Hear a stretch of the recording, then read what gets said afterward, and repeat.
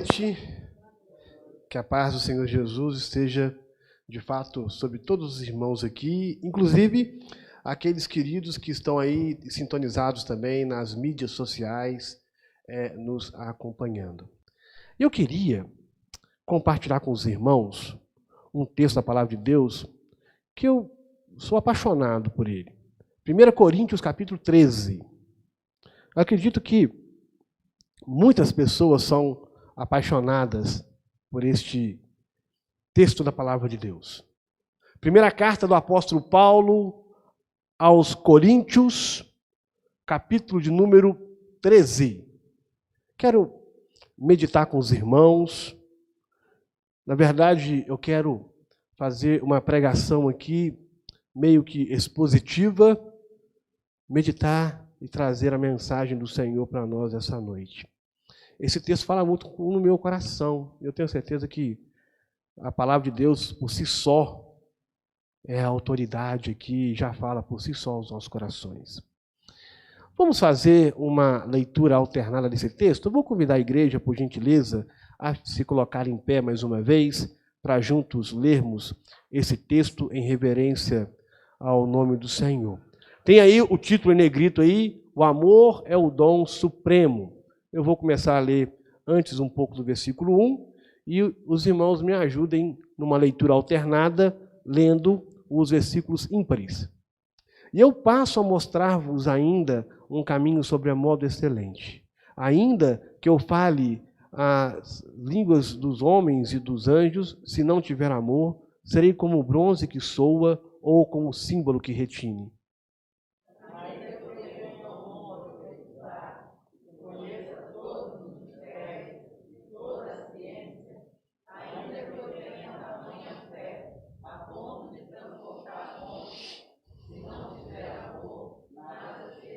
E ainda que eu distribua todos os meus bens entre os pobres, e ainda que eu entregue o meu próprio corpo para ser queimado, se não tiver amor, nada disso me aproveitará.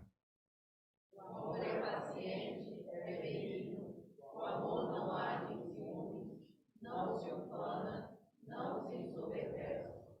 Não se conduz inconvenientemente, não procura os seus interesses, não se exaspera, não se ressente do mal.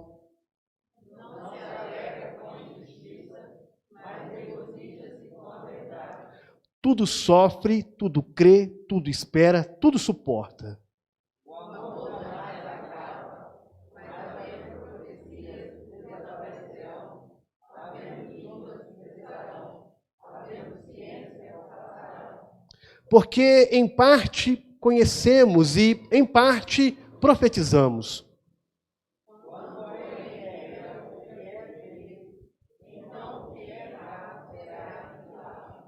Quando eu era menino, falava como menino, sentia como menino, pensava como menino. Quando cheguei a ser homem, desisti das coisas próprias de menino.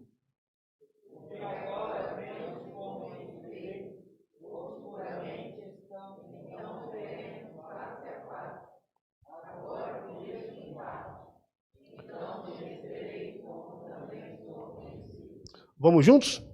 Agora, pois, permanecem a fé, a esperança e o amor.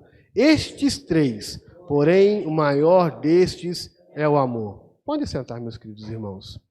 Vamos ainda fazer mais uma oração ao Senhor. Bendito Deus, Deus todo majestoso, Deus de toda glória, teu povo se reúne aqui para o teu santo culto. E também aqueles queridos irmãos que nos acompanham virtualmente, também bendigam o teu santo nome.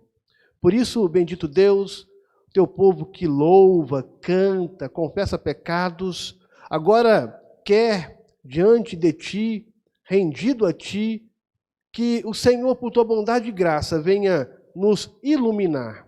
Que o teu Santo Espírito, que inspirou essa palavra, venha agora iluminar nosso coração para que possamos sair daqui edificados e que o teu nome venha a ser glorificado por meio de nós e que essa igreja seja abençoada pelo poder da tua santa palavra.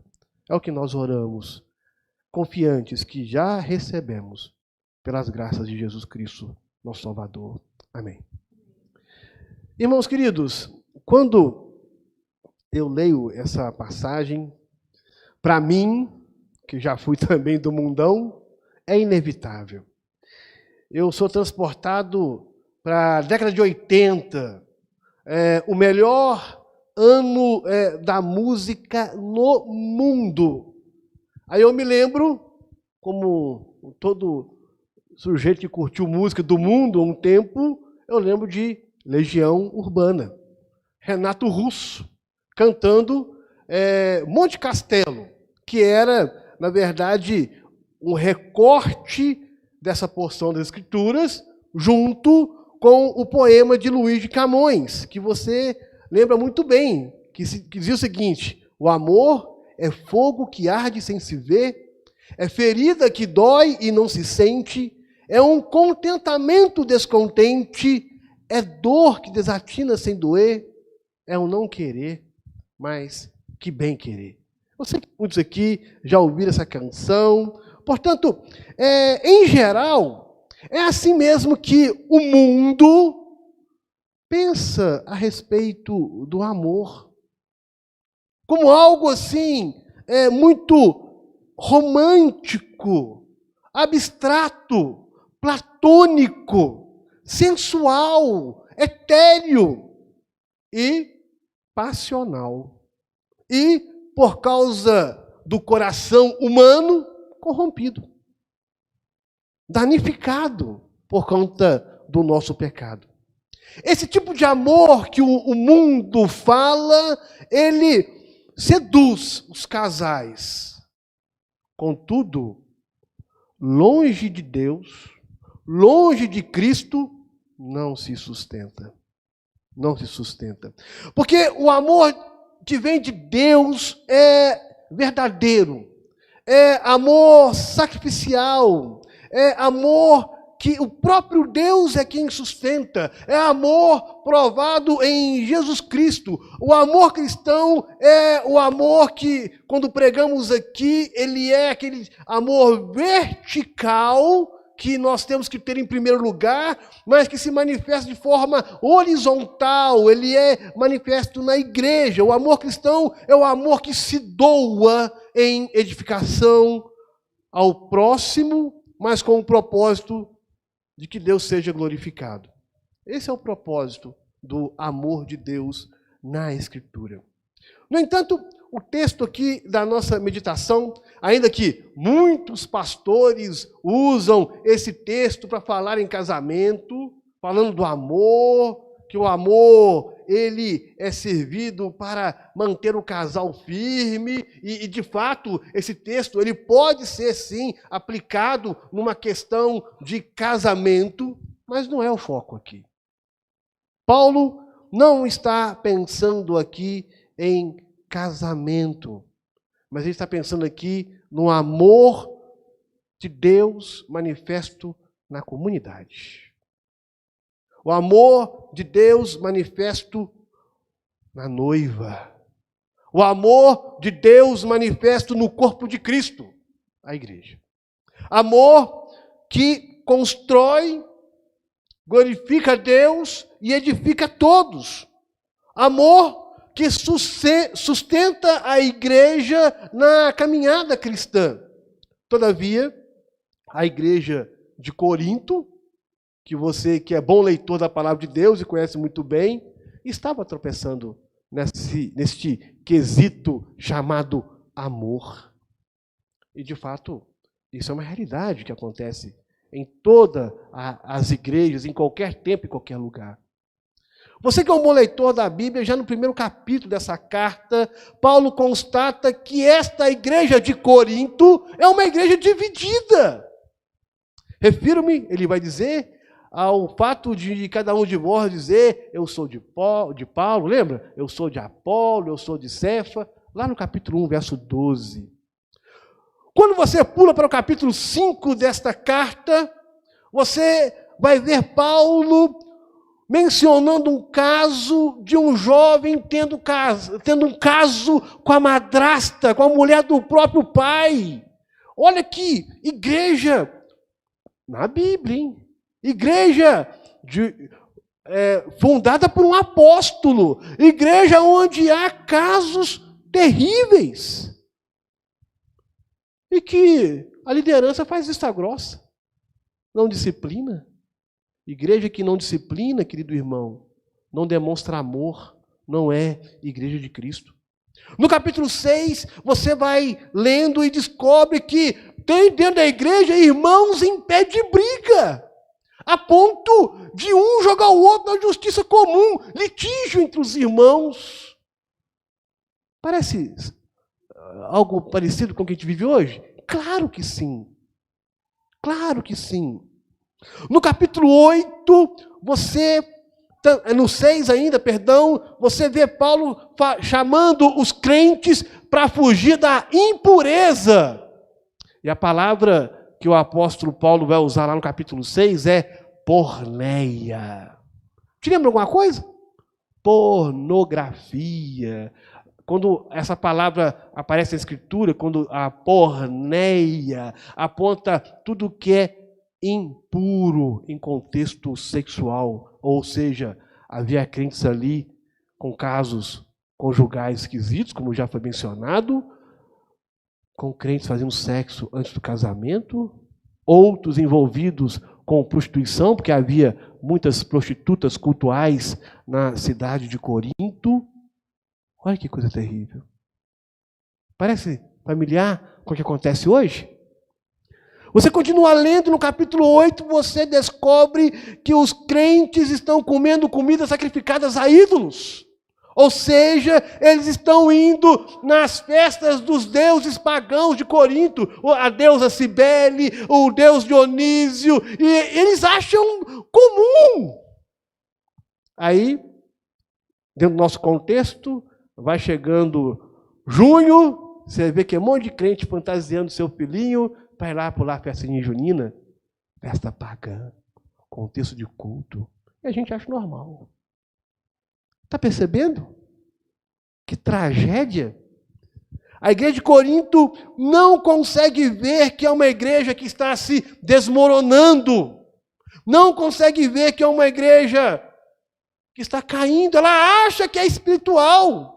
Porque você conhece esse texto e ali tem gente que fala em línguas, que tem profecias. E você continua lendo e descobre que ali no capítulo 11, onde vai falar de culto, o culto é uma bagunça. Principalmente quando eles vão ministrar o sacramento da ceia do Senhor. Já leu lá? Tinha até gente bêbados. Que vergonha! Mas não te soa familiar com o que acontece hoje em dia, não? Você continua lendo no capítulo 12, você vai descobrir ali que havia irmãos que se achavam melhores que outros porque tinham dons espetaculares. E aí tinha aqueles que tinham ciúmes daqueles que tinham dons.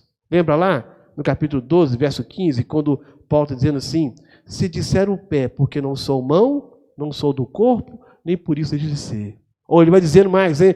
É aquele que acha que é olho, eu não sou olho, então não sou do corpo. A ideia que Paulo está dizendo é o seguinte, que o irmão está sentado lá no banco e está com ciúme daquele que canta, que toca, que prega. E aí, queridos irmãos, quando tem ciúmes, o que acontece na igreja? Briga e divisão. Que tristeza. E aí, no capítulo 12 mesmo, Paulo vai falar da necessidade da unidade do corpo de Cristo. E lá no versículo 25 do capítulo 12, ele diz assim, para que não haja divisão no corpo, pelo contrário, cooperem os membros com igual cuidado, em favor uns dos outros. O fato, meus irmãos, é que uma igreja dividida, que briga, não se sustenta. Está faltando o principal, o amor. O que Paulo quer nos ensinar nesse texto, que todo mundo acha lindo, é dizer exatamente que na caminhada cristã, o que sustenta a vida espiritual de uma igreja é o amor. É o amor. E é isso que eu quero meditar com você essa noite aqui. O que sustenta a igreja na caminhada cristã é o amor. Eu quero chamar a sua atenção e destacar aqui 3 afirmações de como o amor, ele sustenta a igreja na caminhada cristã. Versos aí de 1 a 3. Paulo diz que o amor sustenta a igreja na caminhada cristã, porque o amor tem que ser o caminho sobremodo excelente. Nos versos de 1 a 3, Paulo começa falando que o crente pode possuir, presta atenção aí, muitos talentos, muitos dons espirituais, mas se não trilhar o caminho sobremodo excelente, ou seja, se não forem acompanhados de amor, o seu dom não tem prestígio diante do Senhor. O seu dom é vazio, não tem sentido, não tem propósito, porque não é carregado de amor. Olhem comigo o verso 1. Ainda que fale as línguas dos homens e dos anjos, se não tiver como é que está aí? Amor. Serei como o bronze que soa, como o símbolo que retine. O que Paulo está fazendo aqui é uma analogia à referência, à característica dos cultos pagãos de Corinto, onde eles iam lá e adoravam aos seus deuses. Eu já citei 2 deles aqui, a deusa Cibele e ao deus Dionísio, e o culto deles era um culto muito esquisito, pois consistia no êxtase. Eles tomavam chás alucinógenos para que eles tivessem um êxtase e começavam a enrolar a língua, falando umas coisas esquisitas, e a começar a gritar para esses deuses e serem atendidos, bem como faziam aquelas batucadas no bronze, que aqui no caso ele está se referindo aos sinos de bronze e o retinir dos símbolos, que seria nada mais do que aquele triângulo musical que essas conjuntinhas ainda usam, né? Triângulo musical, fazendo aquela barulheira. O que Paulo está dizendo aqui, querido irmão, é que o dom de línguas, que no caso da igreja de Corinto era desejado pelos irmãos, e Paulo não está proibindo, mas está dizendo que se não tiver amor, não basta de gritaria. Entende? Se não tiver amor, não é melhor que o culto pagão.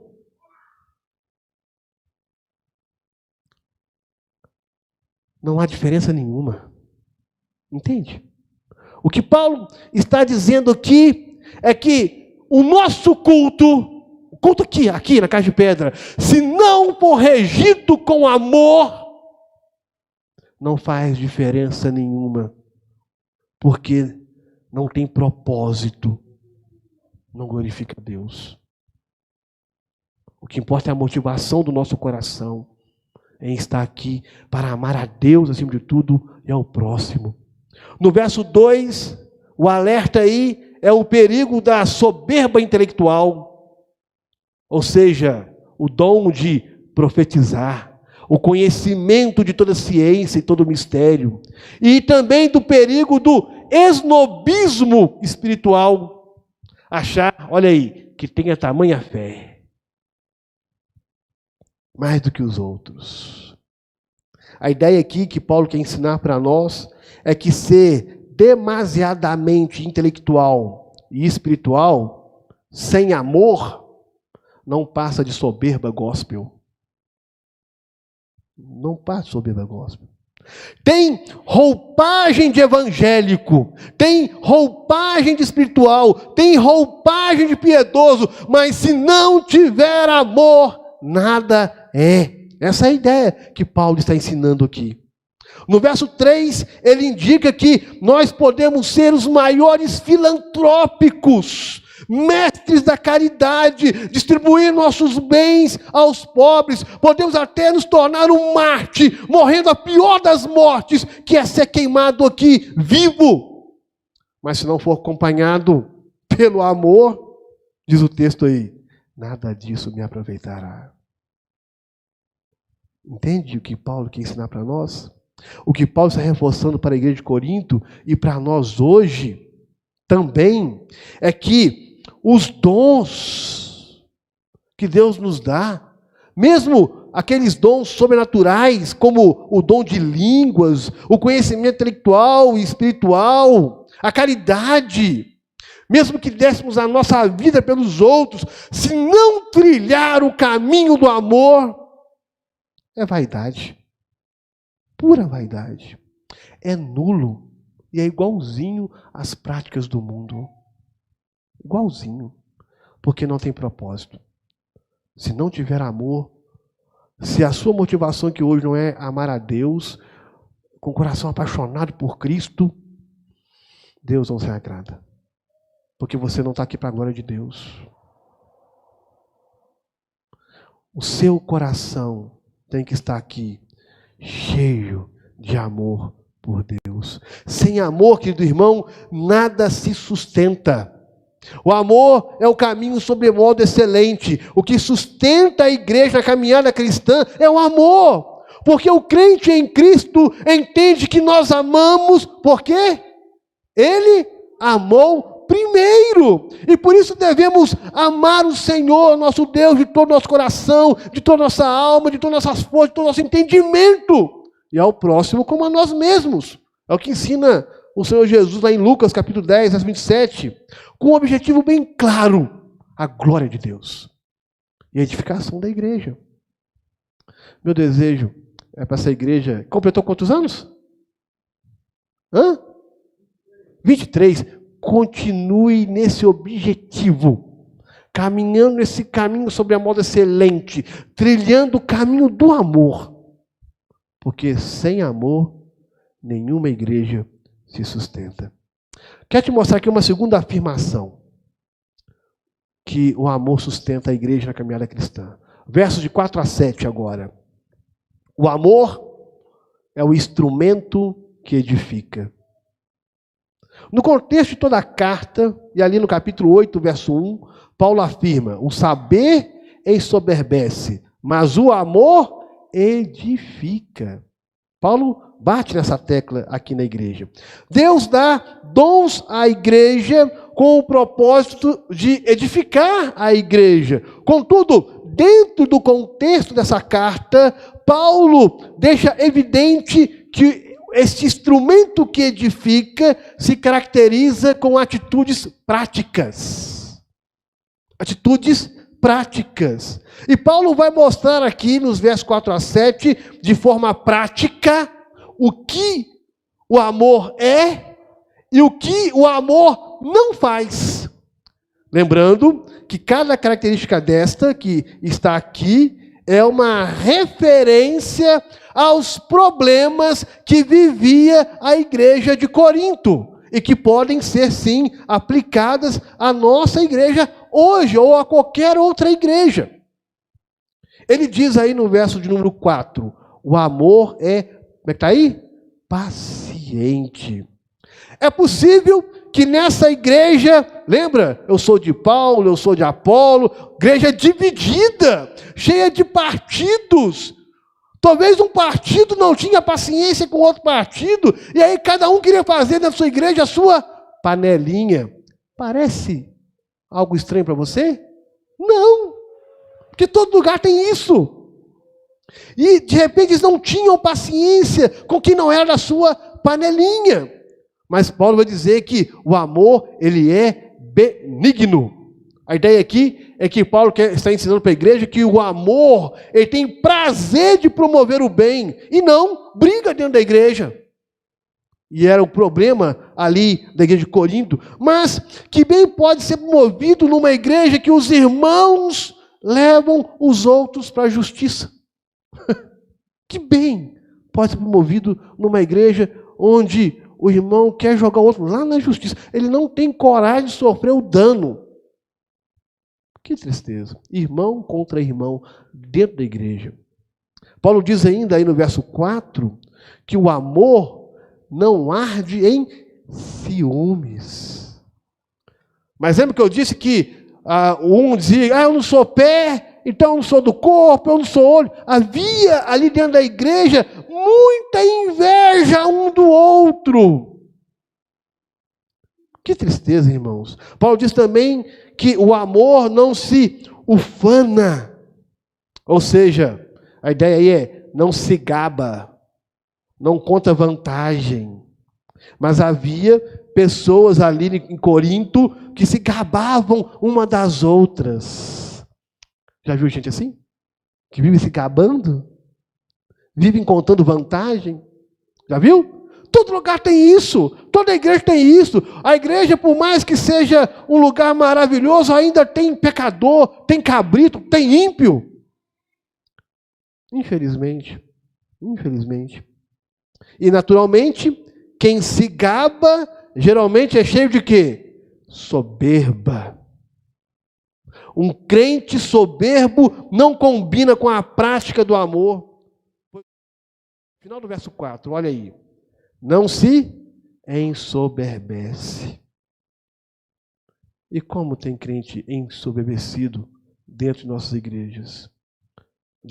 Que vive no salto alto, vive olhando os outros de forma indiferente. Que tristeza para nós. No início do verso 5, Paulo diz que o amor, como é que está aí? Não se conduz inconvenientemente. Mas eu já disse, havia um camarada ali tendo uma relação com a própria madrasta. Outros tendo uma atitude totalmente inconveniente, frequentando templos pagãos, indo em festas mundanas. E hoje não é diferente. Quantos crentes estão aqui, mas ao mesmo tempo estão nas baladas da noite?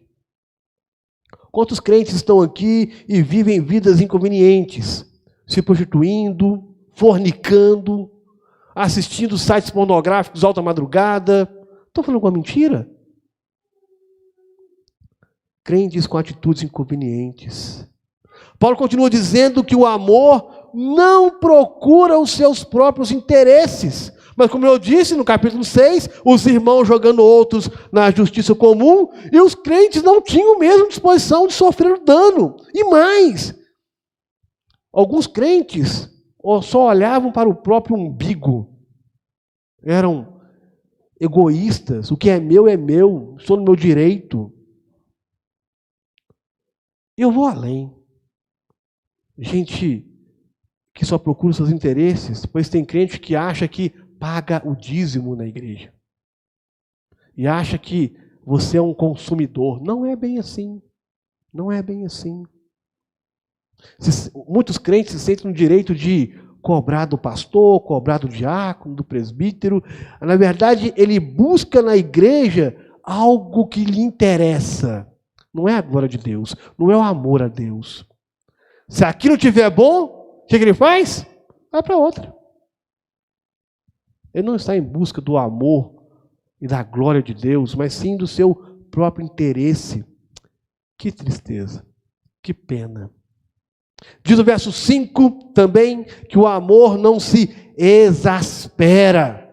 É aquele que, além de ser impaciente, também explode de raiva. É de pavio curto. Já viu? São pessoas que não têm tato uns com os outros. Muitas vezes dizem que são francos demais. Mas, na verdade, não passam de gente estúpida, arrogante, ignorante. Eu falo na bucha. Não, você é estúpido. Não sabe lidar com o amor. Todavia, o amor prático, diz aí, não se exaspera, mas busca ser longânimo e paciente. Porque olha aí, ele não se ressente do mal. Ou seja, ele não guarda mágoas, não guarda rancor. Está sempre pronto a perdoar. Sabe, aquelas pessoas que qualquer coisinha se sente ferida?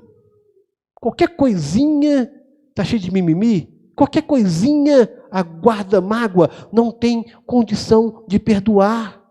Mesmo aquele irmão que te faz sempre mal. Que tristeza para nós. Perceba, meus irmãos, que o amor não é um sentimento platônico, como eu citei no início da nossa fala. O amor não é um sentimento romântico, mas sim é constituído de atitudes práticas.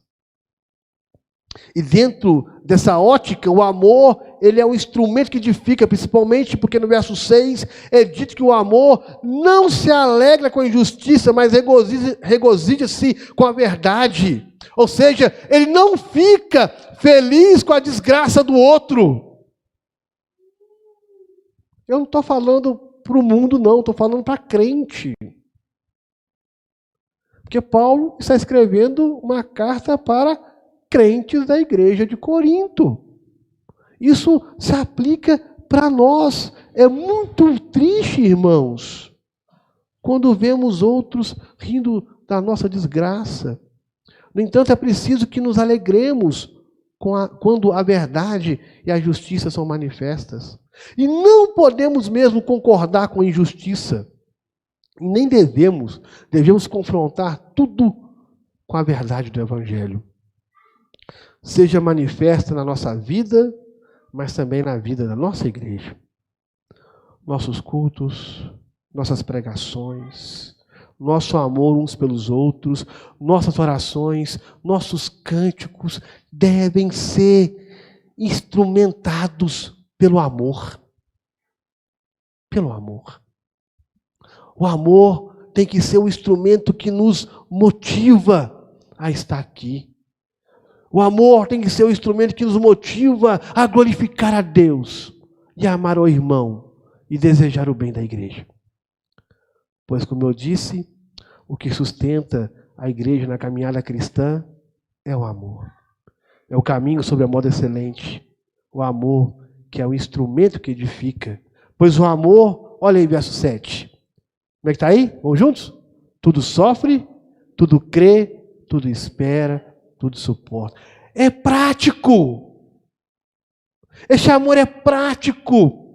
E esse amor prático, ele aponta e glorifica o nosso Senhor Jesus Cristo, que tudo suportou por nós na cruz. Esse amor aponta para o Espírito Santo, que também foi derramado pelo nosso Senhor Jesus Cristo, para que tenhamos capacidade para amar a Deus e amar a nossa igreja. Porque sem esse amor, nenhuma igreja fica de pé. E por fim, querido irmão, eu quero chamar a sua atenção, a terceira afirmação aqui, de como o amor sustenta a igreja na caminhada cristã. Versos de 8 a 13. O amor é a graça que permanece. Ele é o instrumento que edifica, é o caminho sobre a moda excelente, e agora o amor é a graça que permanece. Olha comigo no verso 8. Paulo diz que o amor jamais acaba.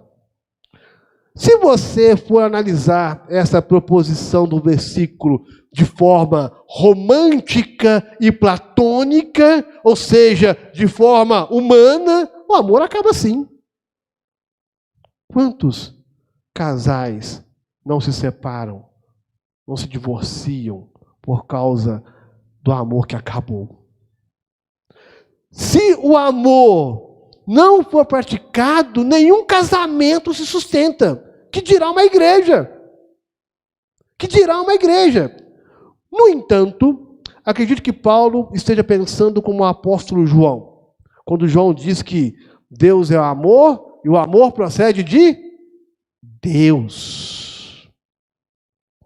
Ou seja, o que Paulo está pensando aqui, é que o amor de Deus é a graça que jamais acaba. Porque o amor de Deus é divino, é eterno. E este amor de Deus foi manifesto na cruz pelo Senhor Jesus e de forma cabal, nos redimindo de uma vez por todas, pagando os nossos pecados e nos garantindo a nossa salvação. Ele morreu, ressuscitou, subiu, sentou à glória do Pai, derramou o Espírito Santo e prometeu que vai voltar para buscar a noiva que ama. Esse é o amor que jamais acaba. E mais, nos deu o Consolador, o Espírito Santo, que foi derramado sobre a igreja. Esse amor jamais acaba. É isso que Paulo está pensando aqui. E é esse amor que mantém a igreja de Cristo de pé. Porque é o Espírito Santo que derrama a vida de Cristo em nós. Porque o propósito de Deus é que vivamos em amor. No estilo de Cristo. No estilo de Cristo. E esse amor no estilo de Cristo jamais vai acabar. Nem aqui e nem na eternidade. Todavia, o verso 8, Paulo diz que algumas coisas vão acabar. Olha aí. As profecias vão desaparecer, as línguas vão cessar e a ciência passará. E ele explica por que essas coisas vão desaparecer. Olha aí no verso 9. Porque em parte conhecemos e em parte profetizamos. Ou seja, nossos dons, nossos conhecimentos sobre as coisas de Deus, hoje, agora, são parciais. São parciais. E esses dons, esses conhecimentos que temos hoje, eles são para esse mundo, aqui e agora. Para o serviço de Deus, aqui e agora. Contudo, meu irmão, não existe nenhum profeta, nenhum pastor ou dito apóstolo dos nossos dias que sabe todas as coisas de Deus. Não existe, porque a Bíblia diz que o conhecemos Deus em parte.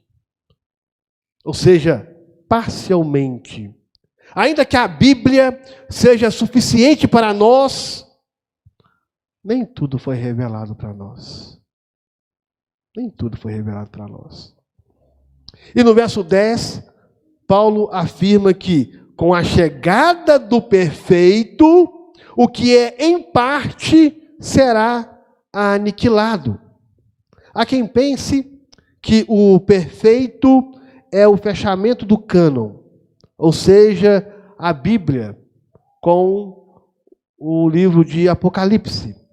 Contudo, o cânon, a Bíblia, já fechou há 2000 anos atrás, e esses problemas da igreja de Corinto acontecem até hoje. Acontece lá em Carangola, acontece aqui em Volta Redonda, acontece no Japão. Então, essa não é a referência correta aqui para pensarmos. A chegada do perfeito aqui, a gente pouco fala disso, né? É o evento da segunda volta de Cristo Jesus. Que Ele prometeu que por amor e por causa da sua noiva virá. E isso está em harmonia com o verso 13. Pois lá na glória não precisaremos mais de dons. Eles serão aniquilados. Porque não veremos mais em parte, ou parcialmente, mas veremos o perfeito. Seremos semelhantes a Jesus, o Filho do Homem. Veremos o Senhor como Ele é. E estaremos na glória com o Senhor. Não precisaremos mais de dons. Todavia, o verso 11 e 12 aponta que nós somos meninos imaturos e até mimados. Perceba que quando Paulo diz isso, porque aquela igreja ficava encantada com dons espetaculares. E a nossa tendência hoje é correr atrás dessas coisas. É correr atrás de novas revelações. Vivemos aí dando crédito a novas profecias. A minha igreja em Carangola foi dividida por causa daquela desgraça do G12, que vinha com uma nova visão. E ainda hoje nós vivemos correndo atrás de coisas novas, porque agimos como meninos. Vivemos um cristianismo tolo muitas vezes, porque agimos como crianças mimadas. Muito embora a Escritura nos ensina que nós não devemos agir como meninos, brigando, discutindo, causando divisão. Vivemos como crianças birrentas, correndo atrás de qualquer coisa que nos encanta no playground do nosso prazer. Isso não é amar a Deus. Esquecemos ou não queremos entender que a graça e o amor de Cristo é revelado na Escritura e é suficiente para nós. E é preciso, queridos irmãos, que desistamos das coisas de meninos, que viremos homens, mulheres, cresçamos no conhecimento, cresçamos nos dons, cresçamos no amor e na prática. Porque eu preciso do seu dom. E você precisa do meu dom. E o nosso dom, o nosso serviço aqui é para o amor e a glória de Deus. Porque o texto diz aí, verso 12: ainda agora vemos em espelho, vemos em parte. O espelho aqui não era nítido como o nosso. Era uma chapa de bronze polida, que você olhava assim e via seu rosto assim de forma obscura. A ideia aqui, que Paulo está ensinando para nós, que Jesus ainda não veio. O perfeito ainda não voltou. Nós ainda conhecemos em parte.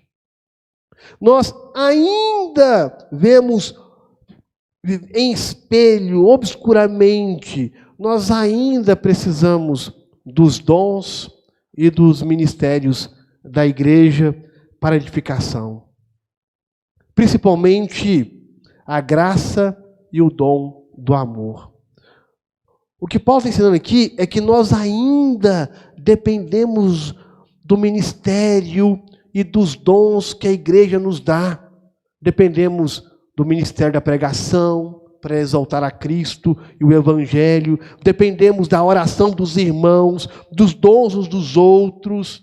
Pois, conforme aí o verso 13, olha aí. Agora, pois, como é que está aí? Permanecem a fé, a esperança e o amor. Ou seja, estas coisas são ensinadas na igreja. Eu tenho certeza que o pastor Giovanni prega sobre fé, esperança e amor. Ou estou mentindo? E é isso que você quer, chegar no domingo aqui e ouvir algo que aumente a sua fé, que aumente a sua esperança e que aumente o seu amor. Nós precisamos disso. Essas coisas são ensinadas pelo Evangelho e essas coisas estão relacionadas com a graça de Deus. E carecemos deste ensino que permanece agora para nós. Precisamos aprender mais sobre a graça, precisamos aprender mais sobre a fé, precisamos aprender mais sobre a esperança e precisamos aprender mais sobre o amor. E essas coisas são pregadas, ensinadas na igreja, mas precisamos crescer no conhecimento. Eu preciso do pastor pregando para mim. Eu preciso de você, meu irmão, também me pregando para mim, me exortando e orando por mim. Eu dependo de você. Essas coisas são necessárias. E precisamos praticar a graça do amor. E mais Paulo deixa bem claro aqui. Estes três. Porém, como é que está aí? O maior destes é o amor. Paulo destaca que dos três o amor é maior. Sabe por quê?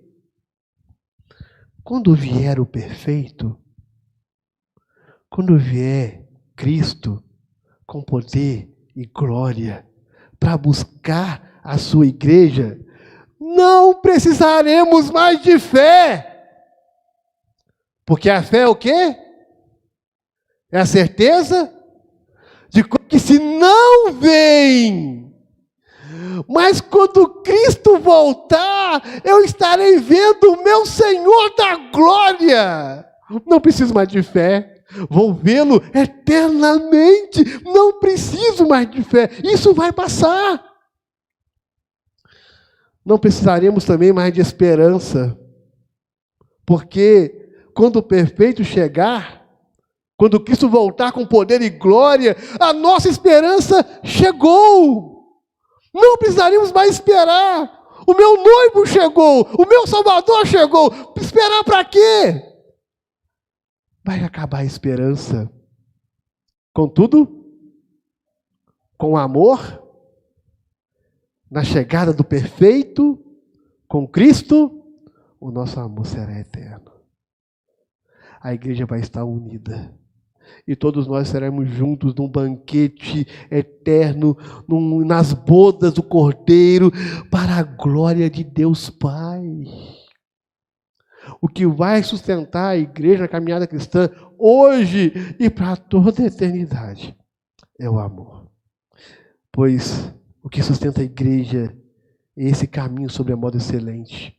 É esse instrumento que edifica, é essa graça que permanece. Eu queria, irmãos, terminar dizendo o seguinte: toda igreja sempre terá momentos difíceis. Toda igreja vai ter na sua caminhada momentos turbulentos, momentos altos, momentos baixos, momentos de confusão, momentos de paz, momentos de briga. Toda igreja vai passar por isso. Não tem como. Nem que seja em menor ou em maior grau. Todavia, eu quero incentivar você a não perder a fé, a não perder a esperança e a não perder o amor no exercício do seu dom que Deus te deu, para que você contribua na igreja que Deus colocou para você servir a Cristo com amor e para a glória de Deus. Nossos dons, queridos irmãos, são para os outros. Eu não tenho dom para mim, o dom é para abençoar a igreja, e o dom da igreja é para me abençoar. É isso que Deus quer, que todos nós entendamos que o amor, que é o nosso vínculo na caminhada cristã. Meu desejo é que vocês continuem na prática da oração. Meu desejo é que vocês continuem a desenvolver ainda mais seus dons para a glória de Deus. Não desanimem. Não desanimem, pastor, com a obra que está agarrada lá. Continuem firmes, orando ao Senhor. Não desanimem com qualquer percalço. Confiem, tenha fé, tenha esperança, tenha amor no Senhor. Que essa igreja continue sendo um instrumento no caminho sobre a moda excelente, um instrumento que edifica, que cada louvor, cada música, cada oração, cada pregação aqui seja com o propósito de que Deus seja glorificado e para que o reino de Cristo seja expandido por todo o mundo. Meu desejo, queridos irmãos, é que não percam a paixão. Eu não estou falando aqui de paixão de casal. Cabe também. Mas estou falando aqui da paixão por Cristo e por sua igreja.